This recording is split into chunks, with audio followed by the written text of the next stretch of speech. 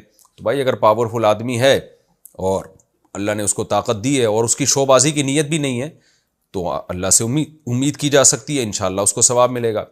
باقی لوگ یہ کہتے ہیں کہ بھئی شو بازی کر رہا ہے، ولاگ بنا کے ڈال رہا ہے، تو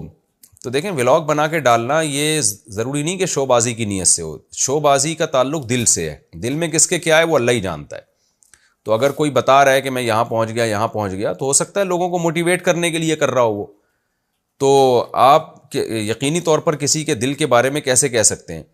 تو یہ جو شو بازیوں کے ہم فتوے لگا دیتے ہیں نا کہ فلاں شو مار رہا ہے، یہ بہت مشکل کام ہے۔ حدیث میں ہمیں اچھا گمان رکھنے کا حکم ہے، تو شو بازی کی نیت ہونی نہیں چاہیے۔ ریاکاری، نمود اور شو بازی پسندیدہ چیز نہیں ہے، خاص طور پر عبادت میں، لیکن اس کا تعلق ہے دل سے، اور دل کی حالت اللہ ہی بہتر جانتا ہے، ہم نہیں جانتے۔ تو خلاصہ یہی نکلا کہ نارملی یہ کام نہیں کرنا چاہیے، حدیث میں ممانعت ہے کیونکہ اس میں نقصان کا بہت اندیشہ، مرنے کا بھی خطرہ